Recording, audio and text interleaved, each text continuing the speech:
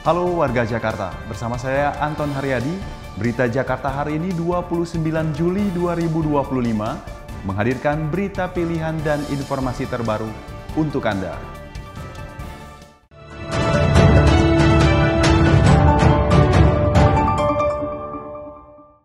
Warga Jakarta, sebelum kita ke berita utama berita Jakarta hari ini, dari meja redaksi telah kami siapkan 3 berita pilihan dari website beritajakarta.id berikut ini. Informasi pertama, sebanyak 552 kios di Pasar Taman Puring, Kebayoran Baru, Jakarta Selatan habis dilalap si jago merah.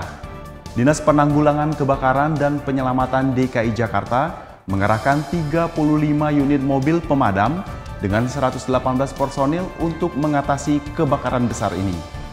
Setelah berjibaku selama 2 jam, api dapat dilokalisir sehingga tidak dapat merambat ke kantor Polsek, Kebayoran Baru, dan permukiman. Informasi selanjutnya, Berita Jakarta menerima kunjungan dari pers mahasiswa Viaduk Fakultas Hukum Universitas Atmajaya, Jakarta. Sebagai media resmi pemerintah Provinsi DKI Jakarta, Berita Jakarta tidak hanya menjadi saluran informasi, tetapi juga dapat berperan untuk memberikan edukasi kepada masyarakat, termasuk para mahasiswa.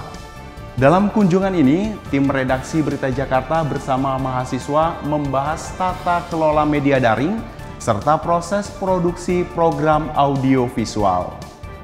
Kemudian ada informasi, pedagang Pasar Barito menyepakati lokasi penampungan sementara yang akan berada di pasar dalam pengelolaan Perumda Pasar Jaya.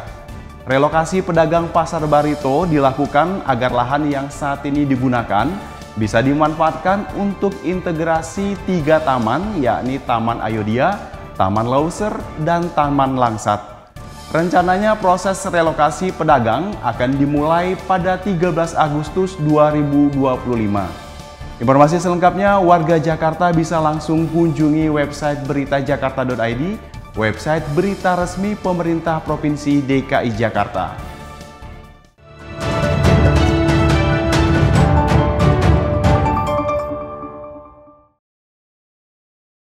Kita beralih ke berita pertama, berita Jakarta hari ini. Gubernur DKI Jakarta Pramono Anung mengancam akan menghentikan bantuan sosial kepada penerima yang bermain judi online atau judol. Temuan adanya penerima bansos dari pemerintah Provinsi DKI Jakarta yang terlibat judi online diungkapkan Pusat Pelaporan dan Analisis Transaksi Keuangan atau PPATK dalam acara penandatanganan nota kesepahaman dengan Pemprov DKI Jakarta. Gubernur DKI Jakarta Pramono Anung menanggapi serius temuan PPATK terkait keterlibatan penerima bantuan sosial atau bansos dalam aktivitas judi online atau judol. Pramono menyatakan temuan ini harus dievaluasi dan aplikasi judi online harus dimusnahkan. Karena bagaimanapun kan ini baru ditemukan dan ini memang permintaan pemerintah Jakarta kepada PPATK. Dan kalau saya sebenarnya untuk urusan judol ini kita keras aja, tutup aja semuanya. Pramono mengatakan telah memerintahkan Dinas Komunikasi, Informatika dan Statistik atau Diskominfotik Jakarta untuk mendalami temuan PPATK. Dari data PPATK di Jakarta terdapat lebih dari 600.000 pemain judi online dengan total angka deposit lebih dari 3 triliun rupiah. Dari jumlah tersebut, sebanyak 15.033 merupakan penerima bansos. Mereka telah melakukan transaksi sebanyak 397.000 kali selama tahun 2024 dengan nilai deposit terdeteksi 67 miliar rupiah. Tim Berita Jakarta melaporkan. Kita beralih ke berita selanjutnya.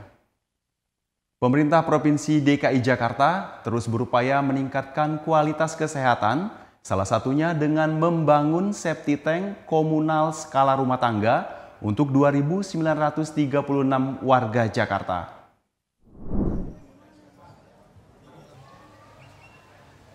Gubernur DKI Jakarta Pramono Anung melakukan peletakan batu pertama atau groundbreaking septic tank komunal terintegrasi teknologi tepat guna biogas dan septic tank skala rumah tangga di Rusunami Bidara Cina, Jakarta Timur. Program ini merupakan upaya Pemprov DKI Jakarta untuk menyelesaikan masalah buang air besar sembarangan, khususnya di wilayah padat penduduk.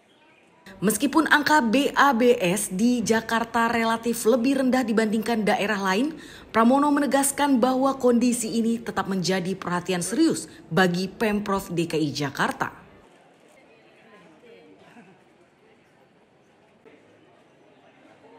Persoalan buang air besar sembarangan ini masih menjadi persoalan yang mendapatkan perhatian pemerintah Balai Kota, pemerintah Jakarta. Peletakan batu pertama ini merupakan simbolik pembangunan septic tank komunal dan skala rumah tangga dengan teknologi biogas di 10 titik di Jakarta Timur. Nantinya septic tank yang terbangun dapat dimanfaatkan oleh sekitar 921 kepala keluarga dengan 2.936 jiwa. Pramono berharap melalui pembangunan septic tank ini, perilaku masyarakat akan berubah untuk menjaga kebersihan dan kesehatan dengan tidak lagi membuang air besar sembarangan. Tim Berita Jakarta melaporkan.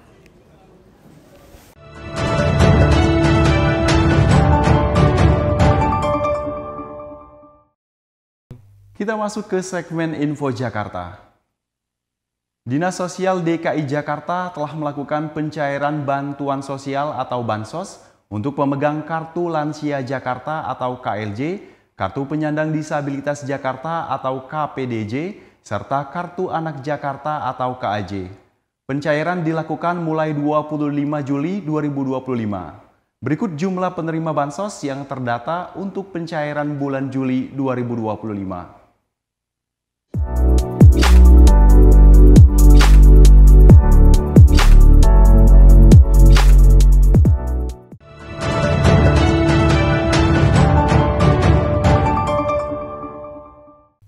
Beralih ke informasi cuaca. Sebelum memulai aktivitas esok hari, warga Jakarta bisa melihat perakiran cuaca yang dirilis BMKG berikut ini.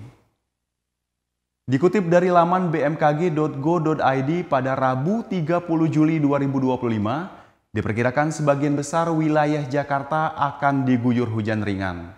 Wilayah yang diperkirakan akan diguyur hujan ringan yakni Jakarta Pusat, Jakarta Selatan, Jakarta Timur, Jakarta Barat, dan sementara Jakarta Utara dan Kepulauan Seribu akan berawan. Suhu udara diperkirakan berkisar antara 25 hingga 33 derajat Celcius. Masyarakat diimbau tetap waspada terhadap perubahan cuaca yang terjadi. Demikian program Berita Jakarta hari ini. Saya Anton Haryadi dan tim redaksi undur diri. Menyongsong 5 abad Jakarta, jati diri Indonesia, megapolitan dunia. Sampai jumpa.